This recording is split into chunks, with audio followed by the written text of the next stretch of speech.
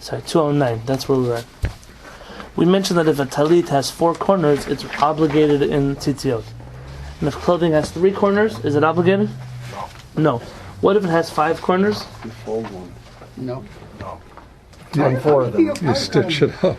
Well, not on all of them. Less than 4 corners? No. 4 corners? Yes, but More- not on all. No, you don't have to put 5 tzitziot. Oh, more than 5 corners, you must put 4 tzitziot, but not 5. Oh. 8 corners. Yeah. Yes, Four just on corners. 4 of them. The ones that are farther from each other. I had one too. Now this is an argument, so essentially our rule is stay away from anything that has more than 4 corners, because it's an argument among our rabbis whether or not they require tzitziot. Well, it's probably a rag anyway. Page 209. Don't talk about Gucci. This is an interesting question. Can I ask if anybody in this room wears wool tzitziot? I have a pair. I don't wear them all the time. Okay, the wool tzitziot that you have, do they have a round opening or like a V opening? Round. Okay, can I have a blank piece of paper? Anybody have?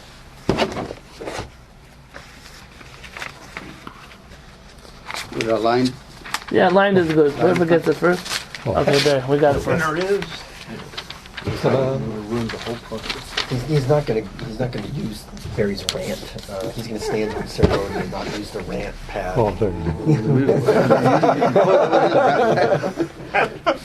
You lose the No rant. page. Also rings. Do we need a kindergarten scissors, Rabbi, to finish this? Kindergarten movement. Means, I think we're all going to cut out our own. never end, basically. Which You're venting. Yeah, it's just venting. Okay. Oh yeah, it's in the key shape. It is what it is. A tzitzit. So it's a 4-corner garment,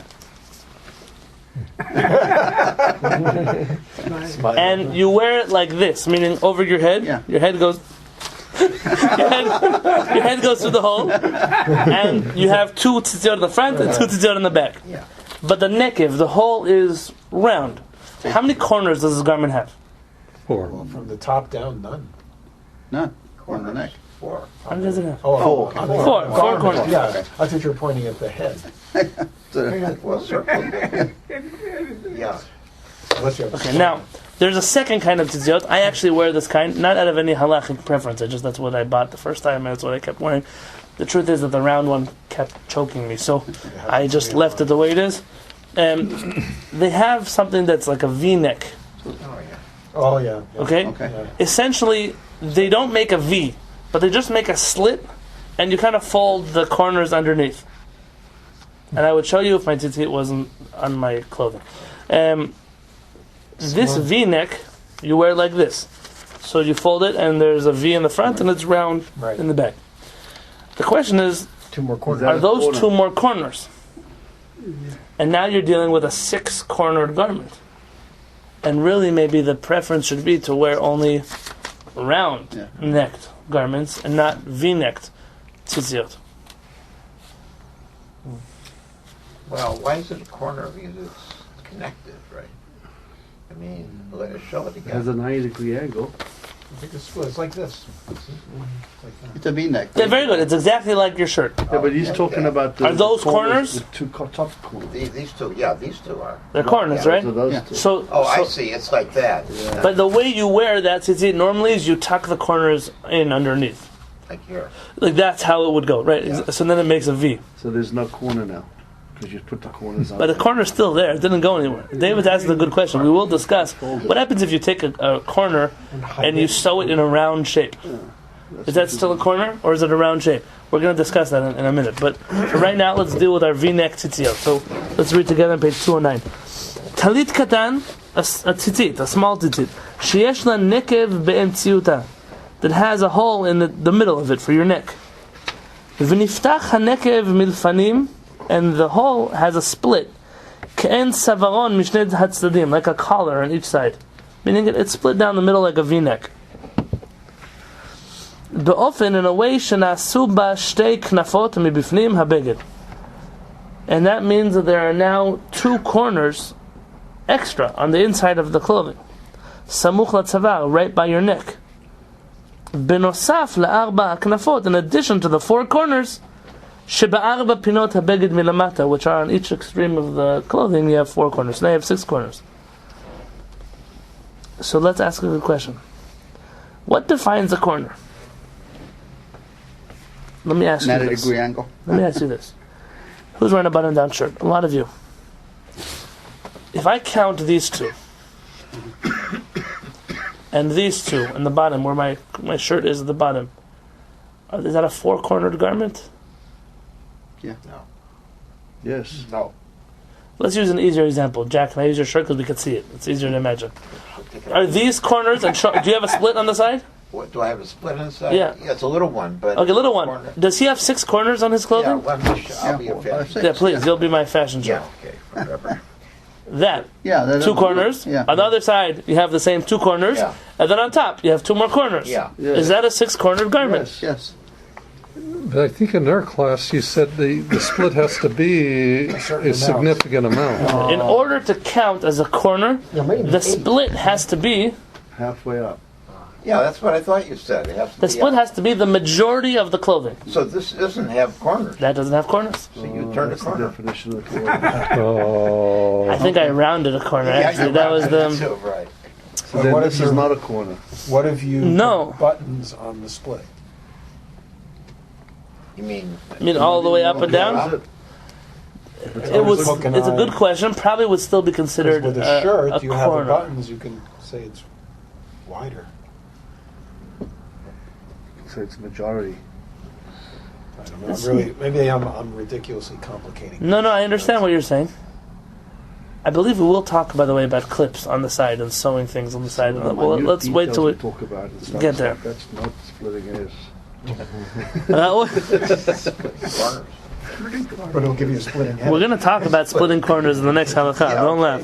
Ra'ui li zaher. It's proper to take into account or to be careful. Shelo yihye hapetach shemilfanim. That the split in the front of the v-neck should not be le'orech rov ha'beged, the length of the majority of the garment. Kedei shelo techashev levana shel knafot. So it should not be considered a 6-cornered clothing. V'lo yikanes lamachloket haposkim, and he should not enter his head into the argument between the rabbis. Im talit balat yoter me'arba knafot chayav b'tzitzit, whether or not a 4-cornered garment needs tzitziot. V'im rov ha'beged patuach, and if majority of the clothing is open, I mean the split, yaseh haktzavot hasmuchot l'tzavar agulot, you can just round off these 2 corners with scissors, just round them off. Uvazeh yatzah yedei chova lechol hadot, and this way you've made all the opinions happy. What he's saying is you have to make sure that the split is not it's not split the majority of the clothing. And the truth is that the split really only goes to about here. Whereas the tzitziot goes much further. And so today, practically, this is not a problem in the tzitziot that they sell today. Some tzitziot come up here. That's still not the majority of the clothing. You're right, it's split, but not the majority. Alright? Everybody's checking. I see people tonight in their bedrooms with rulers. That's like the majority, am I not? To what majority? More than half. There's a 51%. So exactly more than half. Now let's ask the following question. It's an important question. It's a halakha we don't talk about enough in the Jewish world. Am I allowed to decide that I want to stop doing a mitzvah? Can I take away a mitzvah from the Torah?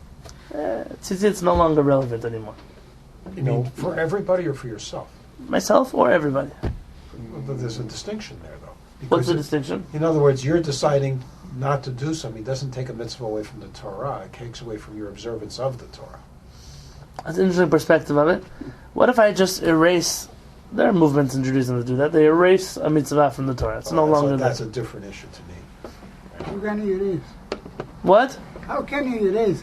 I just did. There was a congregation here in San Diego on Yom Kippur about 10 years ago that a rabbi got up with a little knife and erased one of the verses from the Torah.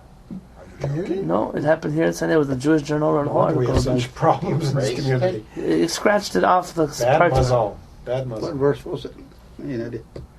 Controversial rules. Look at the reading for Yom Kippur The Torah is kosher? Mincha. It wasn't kosher to begin with. That was a Xerox store. I don't know what it was, but it was... It's like scary. Do you know this halakha?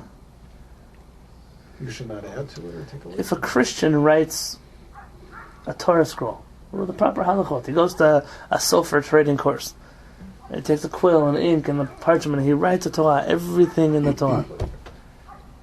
That Torah, can you read from it on Shabbat? No. No. What do you do with that Torah? Burn it. Burn it. You bury it. You can't burn it. It's a holy book. It's a holy book.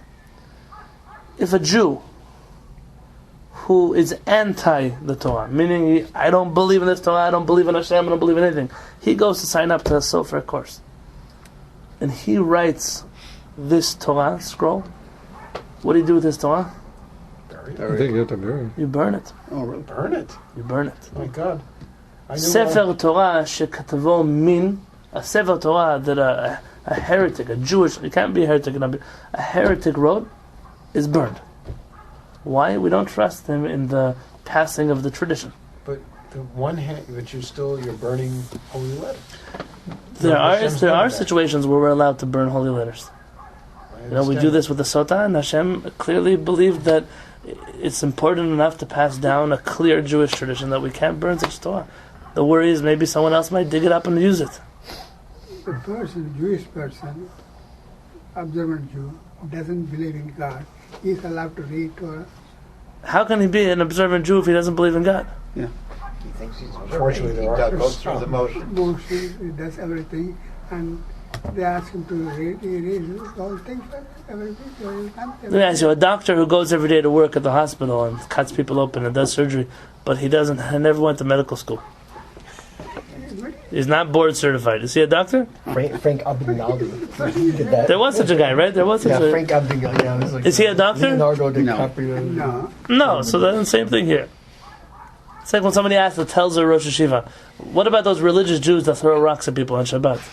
It's just like the religious Jews that eat not kosher on Yom Kippur. They're not religious. There's a... So I take it that means that non-Orthodox Jew who does believe in God would fall into this category? A non-Orthodox Jew is not necessarily a heretic. Okay. I'm clarifying this in public. Okay. There are rabbis that like to bash on anybody who's... Okay, he's not observant, but the Reform and the Conservative, I hear this a lot. Yeah. It doesn't necessarily make him a heretic. So what? It might make him misinformed. What makes him a heretic? It would be a rejection, an outright rejection of Torah mitzvot. There's a difference, like Zev said, a person who doesn't observe because he doesn't know, to a person who knows and says, I don't even care about Hashem, or one that says, I don't believe in Hashem, I don't believe in the holiness of this Torah, this was written by Mickey Mouse, whatever you would say. You have to know the Torah according to the Rambam. Very good. According to Sample Scheme, in order to reach such a level, you'd have to really know the Torah well enough to reject it. Rav Dessler has an interesting piece where he says that there was never such a person alive.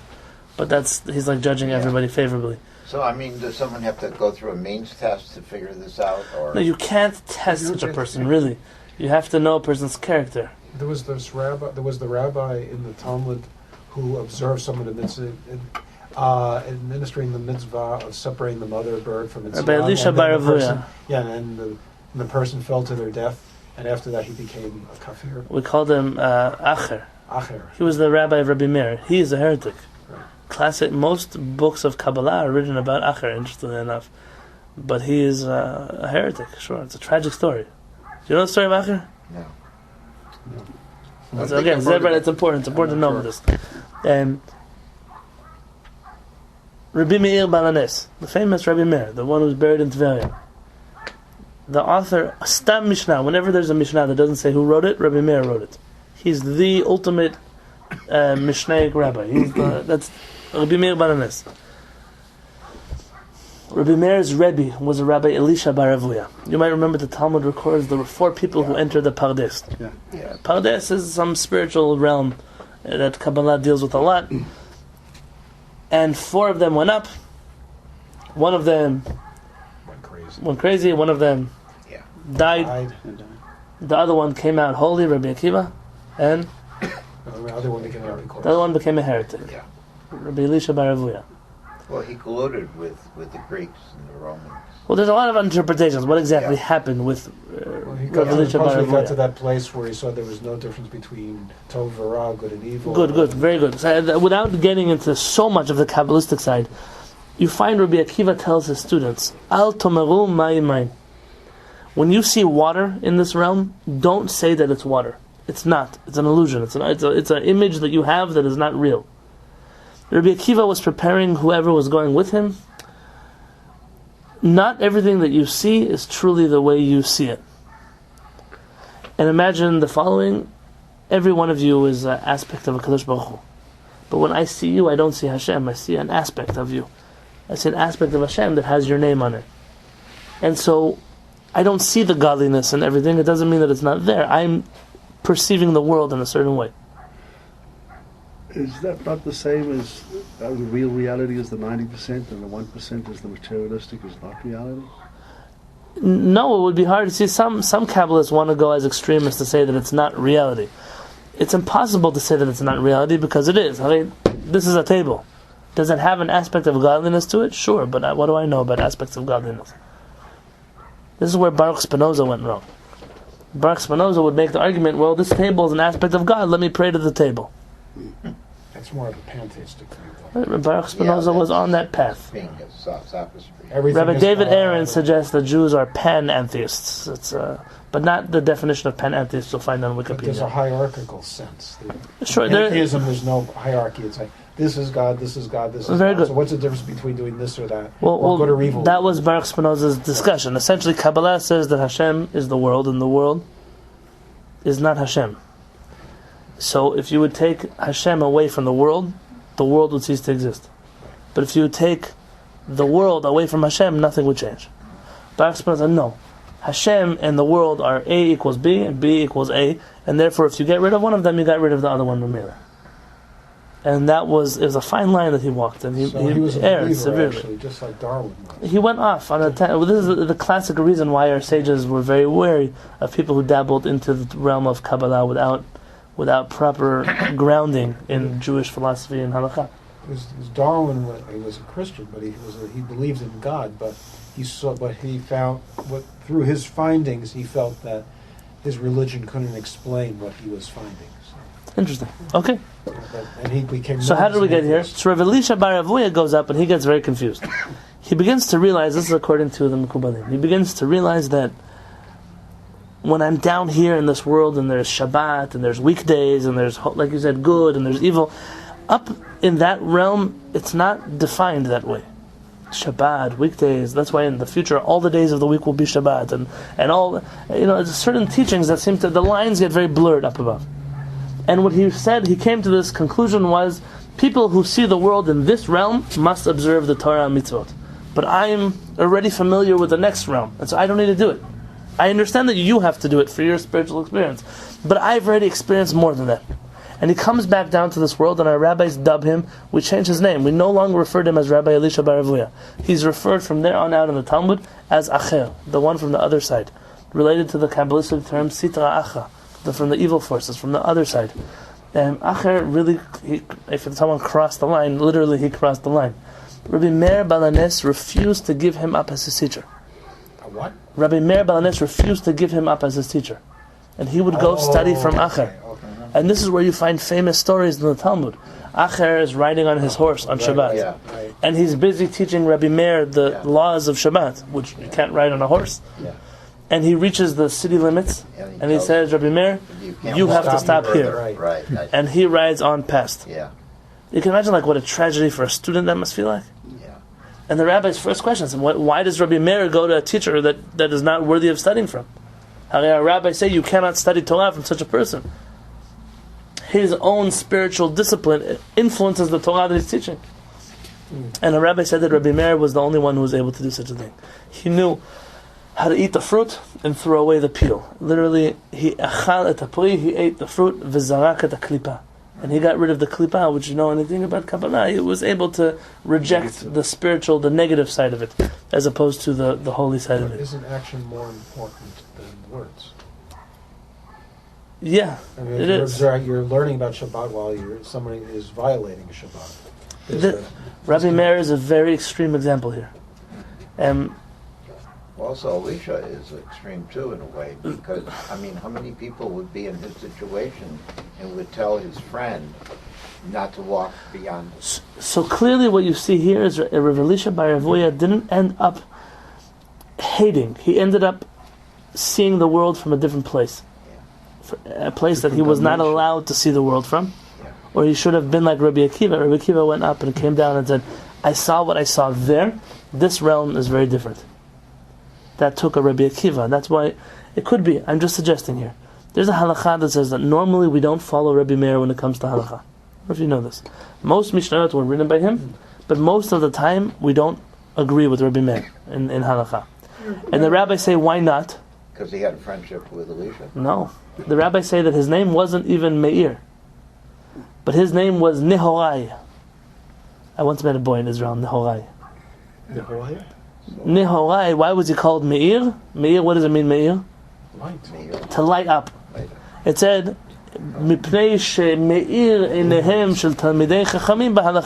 because he would light up the eyes of the Torah scholars of halakha. He was so holy and brilliant that his teachings they illuminated the path for the rest of the rabbis.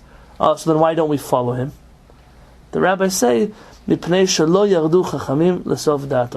because our sages were not able to fully grasp his logic. His logic was otherworldly. His logic wasn't exactly here. And he would say things sometimes, and we say, Rabbi Meir, of course you're right, we just don't understand you. And sometimes you'll find that they use this terminology in halakha today. Lo yarati l'sof dato. It's not that I'm saying he's wrong, I just didn't fully grasp. He must be too holy for me to grasp what he's thinking. There are such things, such instances. And this brings us to here. So we know that you can't take away a mitzvah from the Torah. You can't. You can't get rid of it. The question is, are you allowed to add a mitzvah to the Torah? I want to be holier. No. Also no. This is very simple. It's a halakha. The Torah says, Do not add and do not take away. So just like you are not allowed, remember we learned this in the first Kollel class, just like you cannot say that a pig is kosher, so too you cannot say that a chicken is not kosher. It's of equal value. Just like you cannot add to the Torah, you also cannot take away. So now listen to the following halakha. Im avav. If a person violated what? The halakha that even on a 5-cornered garment you only put on 4 tzitziot. How did he violate that? What did he do? He wore a 5-cornered garment, and how many tzitziot did he put on? If in a 5-cornered garment you're only supposed to put on 4 tzitziot. Right. And he violated the law. He wore a 5-cornered garment, and what did he do? He had 5. He put a 5th tzitzit on. V'hitil, and he put on 5 tzitziot, 5 tzitziot, babeged shesh bo 5 knafot. He put on 5 tzitziot on a 5-corner garment, top of page 210. Over halovesh beged zeh, the one who's wearing this garment is violating mishum isur bal tosif. He violates the biblical prohibition. You are not allowed to add to the Torah. So it's a biblical prohibition. Biblical prohibition. Yeah. Our parents would sit in class sometimes and say, we have 613 mitzvot. Our rabbis already put 7 more into this. It's not enough for you, 620 mitzvot. Not enough. You want to make up new mitzvot every month, you make up new mitzvot. We are very upset when people would add stringencies to Jewish laws. You don't have enough. Well, they don't have a sense of the difference between a chumrah, a minhag, And adding a halakha. and a Torah statute. Just now I wrote something somewhere and someone It's said, so confusing. Rabbi, I didn't know that you don't have to put a china into the mikveh. I thought you have to tovel ceramic dishes. Halakha is so blatantly obvious. You only tovel metal and glass. Barely glass you have to tovel. Metal for sure. Barely glass. China? Why do you have to tovel China? But today, half the world thinks that you have to tovel China. It's an incredible thing. And a rabbi who would say such a thing, of course there's an opinion like that. But he's an ignoramus. What do? You have to get rid of the 5th strings. You have to get rid of the 5th pair of strings. And some say that you have to take off all of the 5 corners and go back and put on the 4 corners all over again. So you have to remove all 5 and then put the 4 on correctly. So in other words, you have to, by adding 1, you're really rendering all the others pasul, and you have to take them off and do it again. Do you know why? Because the 4 is one mitzvah.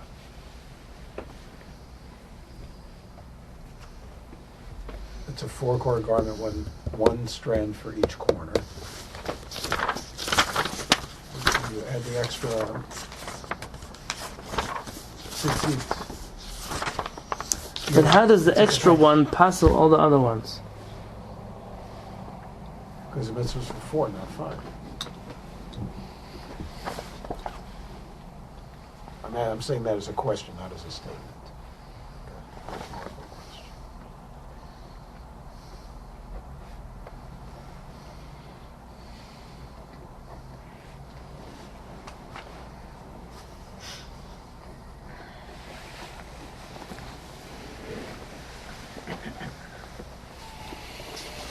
It could be that I would be explaining this halakha in the wrong place. But bear with me.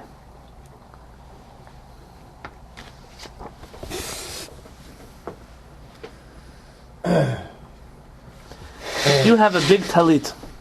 Yeah, so imagine this talit on the bima. And it's getting old. One half of it's been getting old because they keep putting books on, whatever happens. She decided to slice it down the middle. So you have 2 tzitziot, and then 2 new corners that don't have tzitziot. And you want to put on now 2 more tzitziot and turn it into a small tzitzit that you could wear. So you're going to cut a hole. You understand what I'm saying? This is the talit. 2 tzitziot here, 2 tzitziot here. You're going to slice it down the middle, and then put on 2 tzitziot here, and then maybe 2 tzitziot on there, and you have now 2 pairs of tzitzit.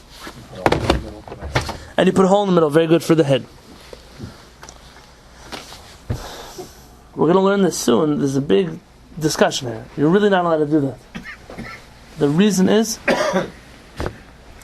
it says in the Torah that your tzitziot have to be ta'aseh, velo min ha'asu. It says, v'yasu lahem tzitzit. You should make tzitziot. And that means, what were you going to say? I was going to say you have to put on the tzitzit. But you have to make the tzitziot, not have the tzitziot made. I'll explain. The best way to explain? Okay, let me give you an easier example. You tie all the knots, right? So I have the strings with all the knots, and I left a little loop over here. And now I insert a piece of clothing, and I sew it up over here. It's an easier way to tie tzitziot. You'll sell pre-tied strings that you just have to, sew onto your tzitziot. Those don't work. Because you have to make the tzitziot for the tzitzit itself. You can't have a pre-tied tzitzit. And so here, some might say that the moment you added 5 tzitziot, now the clothing became invalid. And you take off the 5th corner, now the other 4 become kosher again, but you weren't allowed to do that. So you'd have to go and untie all of them, and then retie them again from the beginning.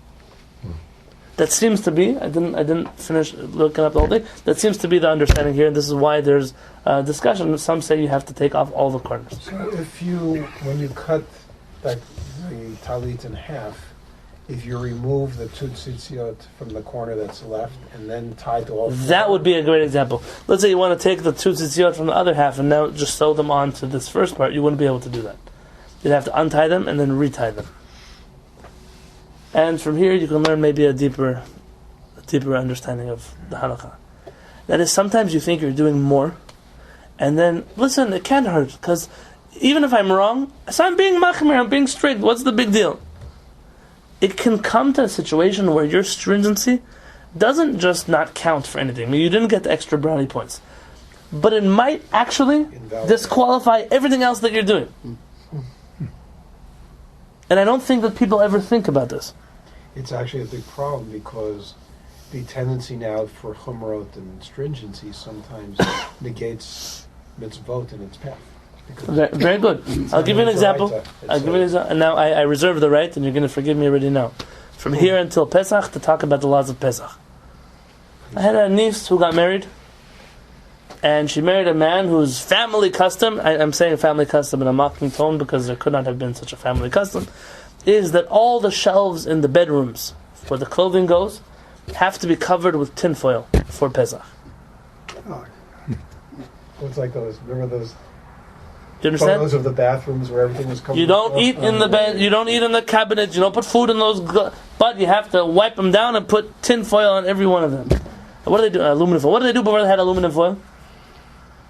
They couldn't be, so they didn't have such a minhag. You have to be aware. Any minhag that involves aluminum foil is not a minhag. Just like any minhag that involves blowtorches, it's not a. There's certain things that didn't exist once upon a time. You can't have a minhag about a dishwasher because there's. You have to wait when you use the word minhag and you want people to take you seriously. You have to know what you mean. About microwaves, right? Yeah, exactly. 30 years old. You can have an opinion about microwaves. The minhag about microwaves is already pushing it. A custom. Used to online. Which custom? Microwave. There weren't microwaves for years 80. And so they got in huge fights before Pesach because this man decided this is my family custom. So who has to now execute the custom? The wife. His wife. But you think he's going to help line up all the foil in the bedrooms? No, he's a busy man. I don't know what he needs to do. He makes coffee, whatever he needs to do. And so they got in huge fights before Pesach. And I told him, I said, listen, it's not my place to intervene, but that's always when I intervene. I don't know when you are destroying your family. So what are you gaining out of this? You think you're upholding your family's custom. Your family has an obligation to listen to Hashem, which is to respect your wife, to respect your husband, to have peace in your home. If this minhag is going to destroy all the peace inside of your home, then what are you doing? It goes the other way too. Yeah, sometimes I was talking to Harav Peretz when I was writing my book for the laws of Pesach. His wife decided, they have in Jerusalem these big pots of hot water, like the week before Pesach. Big, I mean, it's as tall as the bima. I'm not exaggerating. Huge. And they have these gas burners underneath. Every year people go to the hospital because the water splashed out and burned people. And every year the kids are busy throwing rocks inside. And but this is where they kasher them out, because you don't have a pot big enough to kasher your things inside. So they have like these communal, and you see people throwing in their pots. They take them out. You give the guy 20 shekels for it. It's a business. These guys are making money off of it, and it's helpful. It helps many people. It was Erev Pesach, and Rav Peretz's wife told him, I want you to kasher the Kiddush cup. And he said, how? He said, go take it down the street and tell those boys to put it in the hot water. So what does Rav Peretz say? Listen, my wife, first this is silver. You're going to throw it inside of a boiling hot water, but you don't know what's going to happen to it. He said, I don't care. I'm not going to have chametz in my house on Pesach. He said, next, I challenge you to find me a bottle of wine in our house that has chametz inside of it. So maybe it's not certified kosher for Pesach. So he said, my wife, I'm asking you to find me one that doesn't have a kosher for Pesach certification. And she says, well, it doesn't make a difference. Maybe once somebody used it, there were breadcrumbs in the cup. Because they were cutting the challah, the breadcrumbs fell in. He says, my dear wife, but those breadcrumbs were cold. And cold doesn't give off any flavor into the cup. And you definitely can't taste the breadcrumbs when you're using it for wine on Pesach. She says, doesn't make a difference, get out of the house with the Kiddush cup. So he left the house. He said he went for a walk down the street, and he came back and he gave her the Kiddush cup. Sometimes he didn't give it to the guys to put it in, but sometimes, she's adamant about covering up the counters for Pesach. It's not halakha. It's ignorance. But that's what's going to make or break your shalom bayit. Let them cover up the countertops. Let them. What's going to happen to you? Your kid comes back from school and they tell him some kind of halakha about how if it's going to throw off the whole piece in your home, so what's the point? As long as it's not a critical understanding of Yadut, let it go, let it slide. It's not everything in the world is going to kill us.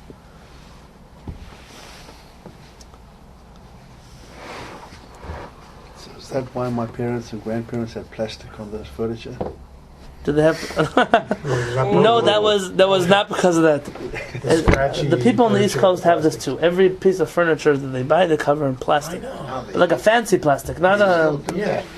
They still do. Sure. It's a Brooklyn, Queens thing. Yeah, they have like on the chairs where there's fabric. Not in Manhattan. It's covered in plastic. Yeah. Not in Manhattan, only in Brooklyn and Queens. So I asked one of my sisters-in-law about. She says, these kids with the markers, they never get anything dirty.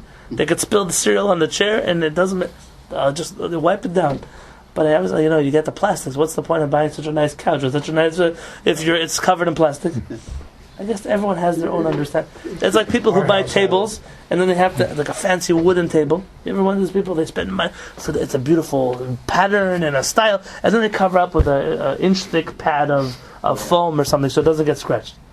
So why did you waste so much time? You could just get a glass table or a plywood table and cover with a tablecloth, and nobody will know the difference. Everyone has their own crazy thing to do, and it's good. It's fine if it keeps them busy. Let them keep you busy. But here you find that putting a fifth corner onto your tzitzit could actually be detrimental to the other four corners, and this is a big musar to learn out from this piece.